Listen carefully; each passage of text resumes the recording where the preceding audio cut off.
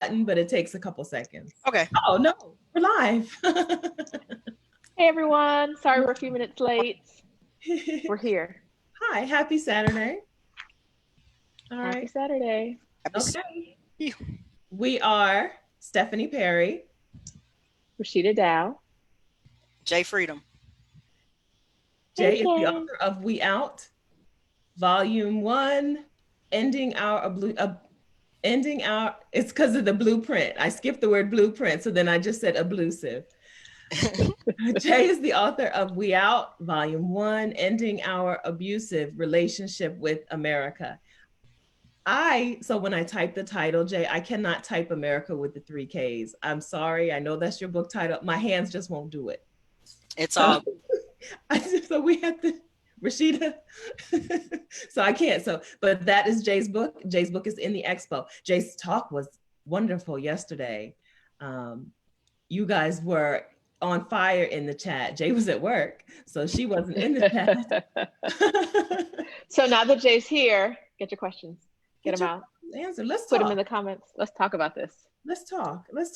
Jay's a history and civics teacher, so she's got like a background that gives her a little more like in-depth knowledge about the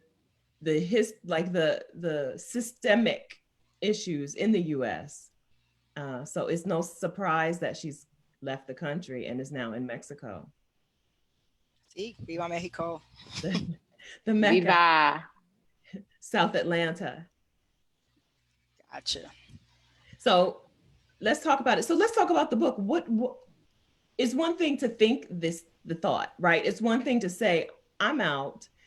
Why write a book? We out. Why did you write the book? And who did you write it for?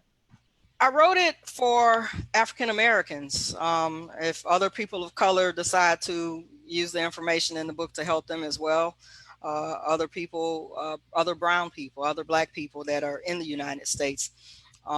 There's a kind of almost like a reverse migration where, especially in Mexico, a lot of Mexicans are starting to come back home.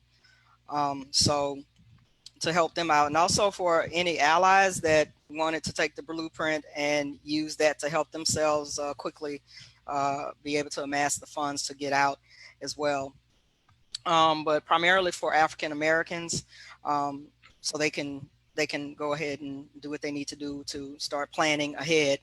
The only thing is that, like with the social sciences, you can make a general prediction, but it's very hard to put like a specific time frame as to how fast or slow something will happen. And when comparing it to, say, mid late 1930s, coming up on World War II, it's almost parallel as far as the events that are occurring. And so I wrote it actually 2 years ago in January, but I wanted it to be out far enough where people had time to make preparations to start getting out. I still think there's a little time left, but we'll see what happens after the election. It might be one of those minutes where people have to just hurry up and go.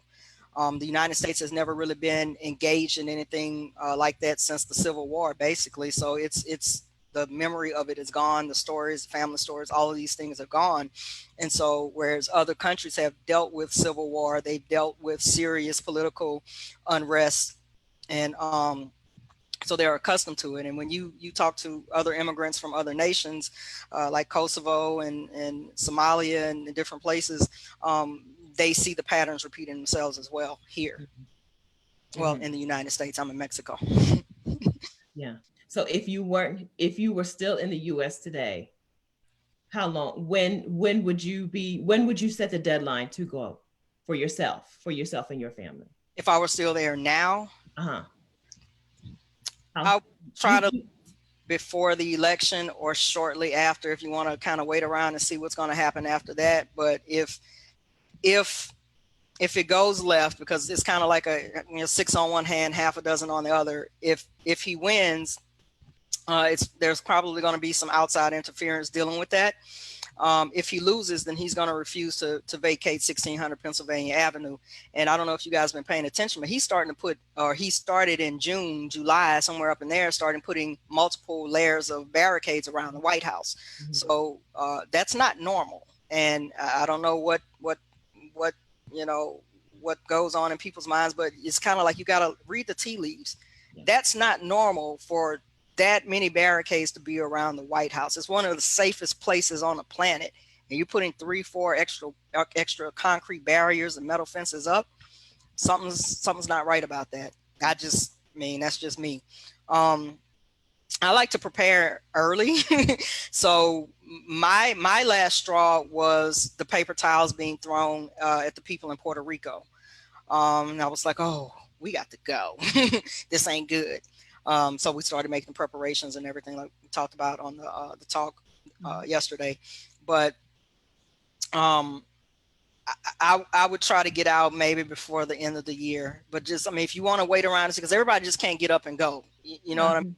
Some people have families, some people we have adult children. So my mother and father passed away. I have like aunts and siblings and nieces, nephews and stuff. But as far as me being responsible, or my wife and I being responsible for someone else, physically responsible for someone else's food, shelter, all these things, it was a lot easier for us to do. So that's something that people have to take into consideration to make their preparations. But everybody kind of got to do what they need to do that's right for them. And they all have to research where they want to go. So that's something to definitely consider. Did you have any conflicting feelings about staying and working with people who are fighting? We talk about fight or flight. Did you have, was the flight, was it all flight, or did you have some fight response as well? A little bit of both, but at the time that we made the decision to go, it was all right. Flight. I'm done. I'm not going to argue. I'm not going to fight. I can't be out there walking and protesting. I got a bad back. It's just nothing is changing, and we've seen this time and time and time again. Every time we get out there, there's pepper spray, police in militarized gear. You got your little tanks and your little paddy wagons and stuff, and they've got the shields and drones, all kinds of stuff. And we were out there like for Alton Sterling's, the protest for the Alton Sterling that happened in my hometown in Baton Rouge, and it was just like, it's the same thing over again. So I'm not gonna risk getting hit, not gonna risk getting hurt. Why stay when I don't have to? And then it's like after the I guess the initial guilt, wore off from being in Mexico, it was like I can breathe. And I can't describe that feeling, but every person that has ever lived outside of the United States that I've ever talked to or seen posts on social media, they finally get that feeling that I'm free and they can breathe. And it's like when you hear the I can't breathe chants, and that's something that's repeated over and over again multiple times, like with multiple police killings, it's like I can breathe, and it's I feel bad, and sometimes when we're doing stuff like last weekend, we went to the spa. We had a full spa day, and the salt scrub and the soak and the massage and the mani pedi and all that stuff, and and you're sitting there thinking like, man, I wish I could share this with my loved ones. I can't afford to do it at home, but I want them to have some of this freedom and some of this good life as well, Do you think that we're losing out?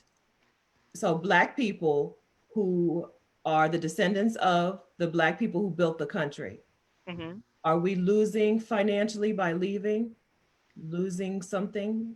I don't know what. Well, yes and no, because money is something that you can always get back. But also, if your cost of living isn't as much as it would be in the United States, then you've basically increased your income, even if your income technically decreases. But you've increased it because of the cost of living is so much less. So you're able to do more with less. With that being said, I think that we're so used to the American standard of living, and that's everything from the houses we choose, the jobs we have, the schools we go to, just basically every aspect of life, that we don't know that something else exists. Yes. And so once you you are able to comprehend and experience it, then you like, whoa, I feel like I've been lied to and just cheated out of so much all of these years. And I'm 42, but I stayed home until I was 40. So it's like this whole time I could have been living my best life. And it's almost like you kick yourself, but you're grateful that you're able to do it now. But you almost kick yourself. It's like, man, I wish I'd have known years ago instead of trying to play the game. Sometimes when you say though that I think Black people should leave, the argument is, well, we built this country. If we leave, we're not getting anything back. You But not nothing back whether you stay or leave. So right. Yeah. Right. that's my question. What have you gotten? If society keeps going the way that it is in the United States, especially with the racial issues, and there is a reckoning that is actually in process now, but it's going to be ugly before it gets better, and it's going to be ugly for a long time. With whenever change comes, revolution is always just ahead of it. So you're going to have, when societies collapse, there's always revolution, then there's change. That's just how it is. You can take it all the way back to the Sumerians if you want to. Sumerians, the Greeks, the Romans, the Ottomans, the Persians, the British Empire, French, Haitians, everybody. Before it collapses, there is a revolution, and then the change is affected, and then they rebuild it. Sometimes not the way that people envision it, but it's usually better than the initial way that it was before. So my thing is this: if you haven't gotten anything now, and you're still fighting the same battles that your parents and grandparents and great grandparents were fighting 50, 60, 100 years ago, then literally you don't have anything else to lose. The only thing you can do is gain something. If you don't like it, then you can go back or find somewhere else to go. Mm-hmm. That's my philosophy. But I'm open to trying different things. Some people just don't like change. They don't like new things. They don't like change. They don't want to integrate into a society. They don't want to learn the language. They don't want to eat the foods. They don't want to do those things. But we have to open our minds a little bit more than what we're accustomed to, and be willing and able. I'm not saying like full assimilation into these other cultures, because you still want to maintain your identity, your cultural identity, but you can easily blend in without the same stressors that you encounter on a daily basis, the stressors, the microaggressions, the straight out blatant racism when you're at home. Yeah. I think like what you said earlier about before you left, you didn't know. It's so easy for us because we've been indoctrinated in messages for, if you're 40 years, of how the US is the best country and all these other places out there are, less than in some way. They're less safe, they're less stable, there's less prosperity. And so it's the easiest thing is to believe that because we've been getting these messages our whole life. And it's not until you get an opportunity to get out and see how other people live for the long term, the leaving the resort, the going and like actually being with people who live in other countries. That's when you get an opportunity to say, okay, maybe the messaging I've been getting my whole life isn't right or isn't accurate. Mm-hmm. And so until that moment, it's really easy to not want to leave. Like, why, if I'm in America and I've been told my whole life that America is the best choice, it's the best country in the whole world, why would I try to go anywhere else? And so I think a lot of us in this group have been fighting that indoctrination. We're not necessarily going to get all our families on board, but person by person, message by message, the more people see you in thriving in Cancun with your family, the more likely they are to make that change. It's really great that you're here and you have the book and you're open to talking to people about this, because it's one of those, when you know better, you do better. And it's hard to know because we've been taught the opposite for so long. Right. Yeah. And another thing too is the family ties. A lot of people won't leave their families. Like they won't leave Big Mama, they won't leave Mama, They won't leave their grown kids who are in their 30s and 40s. But that's something that each individual has to make.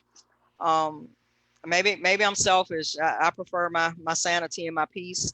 Um, that's just my preference. But some people can't make that decision and leave their families. But m- most of my adult life, I've lived away from my hometown, so it's not. I mean, I'm a little bit further away now, but it's not strange for me to not see everybody every day. I Yeah. still my aunts and stuff every day and talk to them and clown with them and stuff. Talk to my niece, but it's some people cannot. I don't want to say like break the family bind, but like they can't physically they can't bring themselves to physically be away from their families, even though they're only a 5-6 hour flight away. Mm-hmm. 2 hour flight away. Flight away. And really, I'm an hour and 45 minutes from Houston. I spend more time on my layover in Houston than I actually do in the air getting from Cancun to Houston and Houston to Baton Rouge. Like it's that quick, you know. But some people just can't do that. They aren't ready to do that just yet. And maybe as things progress and as they become more aware of the political and the social situation, not only aware of it, but accepting the reality of it and processing it. Because some people are still like blinders off. No, this is gonna go away. This is gonna go away. I'm gonna pray this way. This is gonna go away. It's this, but you know, history literally is the blueprint that tells us what to do, what not to do, how to fix it if we just pay attention to it. And it's just funny because it's one of those things where, history, civics, government, stuff like that, most people hate those subjects. Most people barely got out of them. And, they're just, oh my God, history, boring me. But it literally tells humanity what to do and what not to do. And if they do something, how to fix it to make sure it doesn't happen again. Yeah, So, it predicts the future, right? The past predicts the future. And the people who leave are in a better position to help people if something does happen and more people do need to get out, right? right. If you leave, you are in a better position, I think, to help. I thought too. That was another reason why we specifically chose Cancun. International flight. If push come to shove, if something like a September 11th happened again, and we had, our flights were grounded, then we could drive there in 2 days. Or they could get to Mexico. They can get inside of Mexico within 8 hours, and we can get to them in about 2 days. Well, a day and a half to the border, and then we can bring them back where we need to go. Also, the ease of immigration, as far as the temporary residency and the permanent residency and eventual citizenship, um, and also to just start preparing in case stuff hit the fan, that we were already here, we were established. We by that time then we would know more of the language, able to comprehend, make deals, and also help our families get out if they choose to leave. So it's almost like setting up shop a little ahead of time, and then when it's time for the others, or they've had enough, then we're here for you and we can help you transition as well. Okay. There's a question in the comments I want to get to. Kenya says, have any of you ever felt like we become exploiters moving to cheaper countries? I feel a little off about something on short trips, knowing what it's like where white Americans aren't conscious of it most times. Mm-hmm. Sometimes I do think about that when we're out and about and doing fantabulous things. But I and we try to, like, if we're at a resort, we speak to the workers, we speak to the cleaning people, we speak to the grounds people. We might leave them a little love offering somewhere. Um, we speak to them in their language. It's choppy sometimes, and sometimes they're like, okay, but I think that they appreciate that. But the thing is to not go in with a colonizer or an oppressor's mindset, but be open uh, to their way of life, their culture, and those things. But we live in like a regular Mexican neighborhood. We lived in like a fancy neighborhood, and it was just too much drama with that. So it's like I like low key, So we live in a regular Mexican neighborhood, and um, we aren't like flashy with jewelry and things of that nature. We don't talk down to people and things of that. So I think if you, and it sounds like you, Kenneth is his name. That was Nope. No men. Kenya. It was Kenya. Kenneth, I'm No sorry. men. ain't no men in this group. No ma'am. Sorry, Kenya.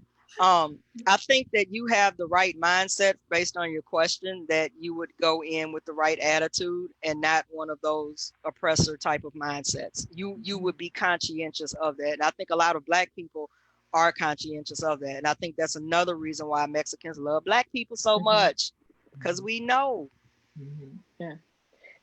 So when I felt I was very conscious of it when I moved to Mexico City, because I moved into a neighborhood that I could tell was being gentrified, but it was being gentrified by other Mexicans from other cities that had a little bit more money than the people who had lived there before. There were a number of new buildings.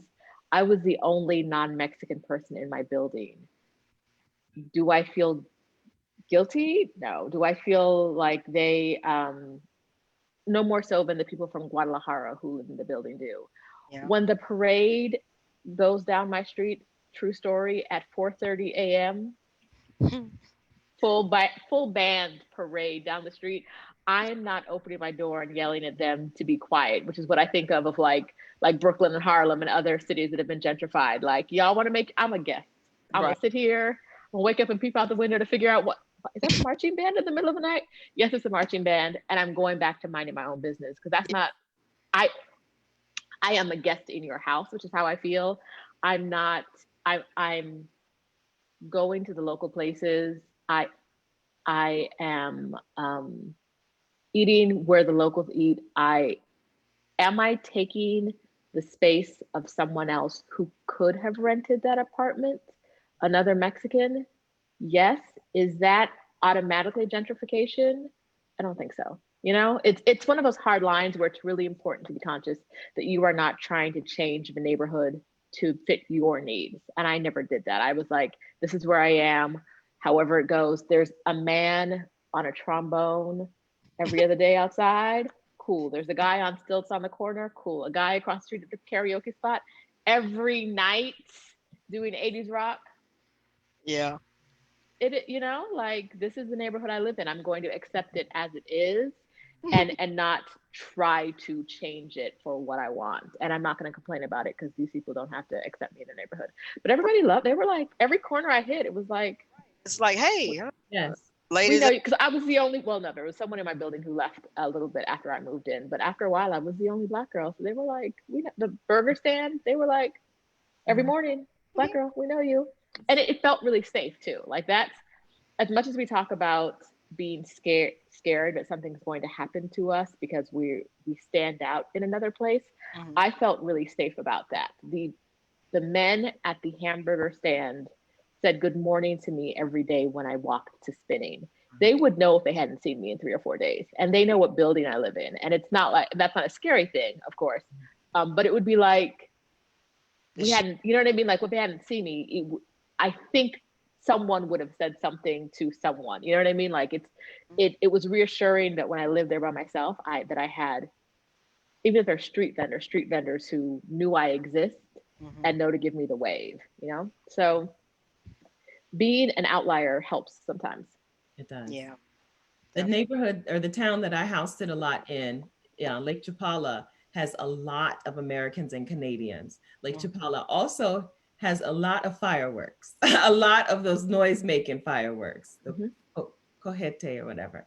And the Americans and Canadians cannot stand those noise-making fireworks, and they're trying to, put some rules in, because they're like, somebody might start setting off fireworks once every 30 minutes at 4:30 a.m. or 5 a.m. right? Like, it's not like we're going to do fireworks at 6 p.m. So there's a big battle about that kind of thing. That's the difference maker, I think, between Black and white people who are moving to Mexico. we just kind of like, oh, we just kind of like deal with it. Like, okay, this is how it is, and this is what it is.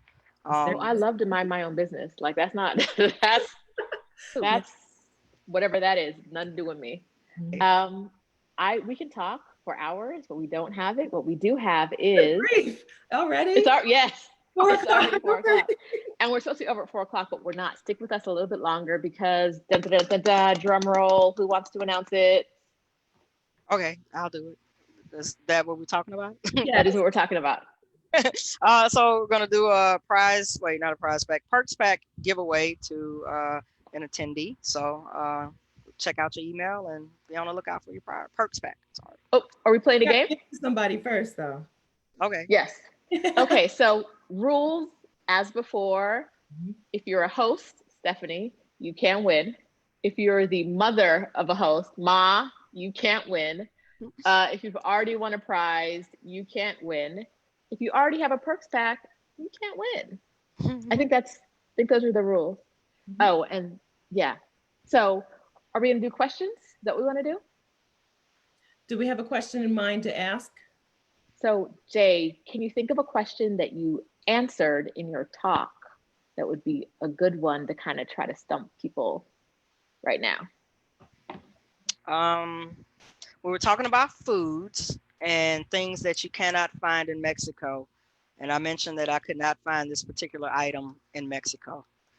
What is it? All right, let's see who comes up with the answer.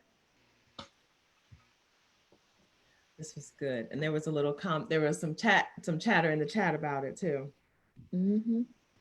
I love that there's so many winners who are coming back and like, I can't play, but I'm here. Winners. Yes. Winners. I love it. Kenya, yes. So Megan, as far as I know, you haven't won a prize yet. Take a guess. That's it.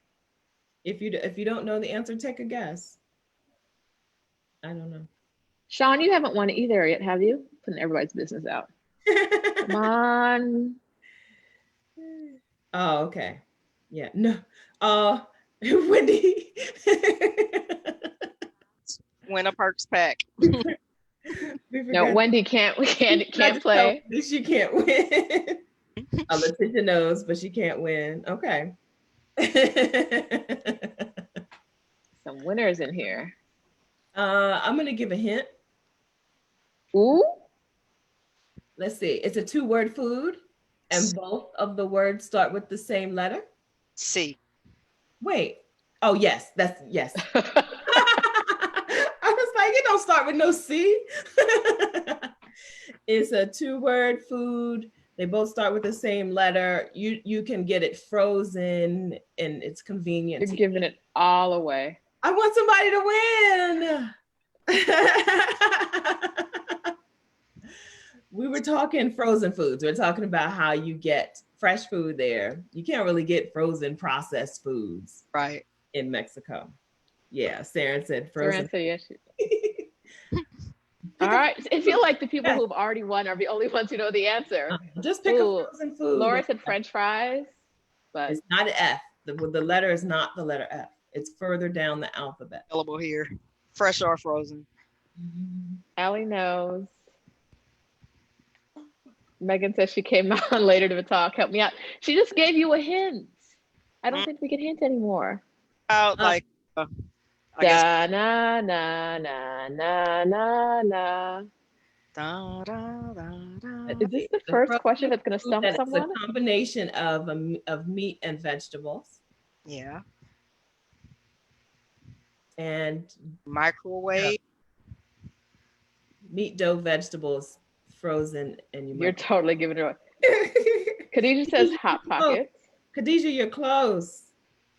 It's a grown-up Hot Pocket. Laura, she missed the question. She's just guessing. Okay. A food. In Jay's talk, she said that there's a food she misses in Mexico. She can't find it anywhere. It's a 2-word food. Both the words start with the same letter. It's meat and vegetables and crust. Laura said calzone. Wendy said she loves our water bottle. Well, she loved your water bottle, but I'm throwing my name in there too. They're from our sponsor, Go RV. Thanks, Go RV. Yours is right. Yours is in the right direction, isn't it? I'm in the wrong direction to you guys? There you go. Yeah, No. it's just the way they're written the same way. It's just it's thingy. What I'm saying is my camera isn't flipped. I think you're flipped. Yeah, you're flipped. But why? Something's always flipped on Zoom. I don't know. I don't know. Yeah. But I can see yours. I hear pot pie. Ding, ding, ding. Okay, who was the first one to say pot pie? I have. I'm sorry, we were occupied. We were. I have Asia as the first person to say pot pie. Is that what you have? I also have Asia as the first person. Asia, tell us, do you already have a perks pack? Should we move on? Because this is for a perks pack. If you don't already have a perks pack, you're our winner.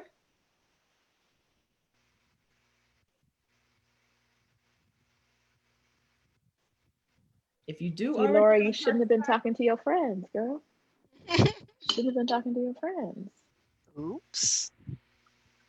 Hey. I guess I could look that up. Yeah, I don't know. I just started looking it up. Okay. Asia, come on, girl. We're waiting for you. I do not. Okay, she says she doesn't have one yet. Asia's And you haven't won yet? You win. Congratulations, Asia! It's a winner dance. That's awesome. Your perks pack. Thank you, Jay. Yay. Asia, this is Thank exciting. you. The Perks Pack is a big deal. The Perks Pack is getting you group coaching with a bunch of coaches that are going to get you together. Perks Pack gets you all the sessions for 2 years. Perks Pack gets you discounts on Rashida's course From Burnout to Bliss, gets you discount on my membership, She Sabbaticals, free house sitter school.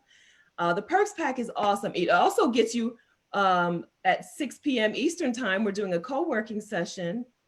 So you can get in on the co-working session today. Tomorrow you get in on our budgeting workshop. We're doing a workshop for Perks Pack people tomorrow on how much tomorrow you need. It's tomorrow. Does that mean tomorrow's the last day of the summit? Means tomorrow's the end of the summit. Wow. Okay, so if you did not win a Perks Pack, I think that might be our last giveaway. It's time to buy one. It's time to buy the Perks Pack. It's time to buy. Awesome. I think that's our last giveaway. The Perks Pack is a money maker, right? If you're interested in some sort of freelance work, the Perks Pack talks on freelancing are money makers. If you're interested in starting an online business, those talks are money makers, right? If you're interested in house sitting, work exchanges, those talks are money savers. The coaching sessions alone, I don't know.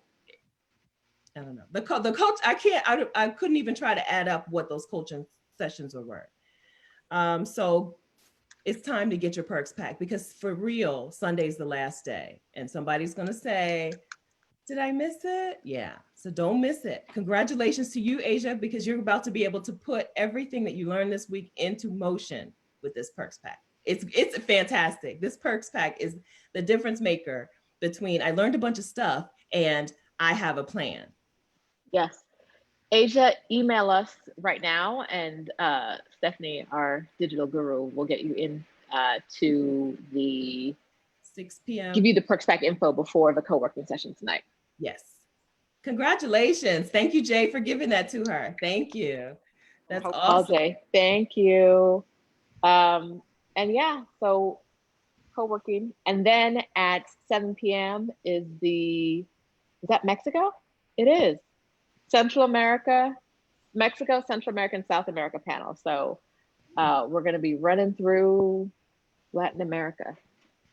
Come through. It's a lot of fun. It's a lot of fun. Okay.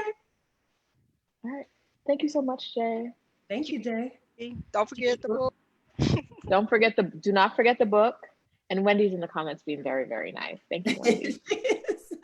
Jay's book is in the expo. Jay's book is called We Out, Volume 1, Ending Our Abusive Relationship with America. It's available in the expo. When you go to exodussummit.com, click on the expo, you'll see it. Get it. Thank you. Thank you. See you later.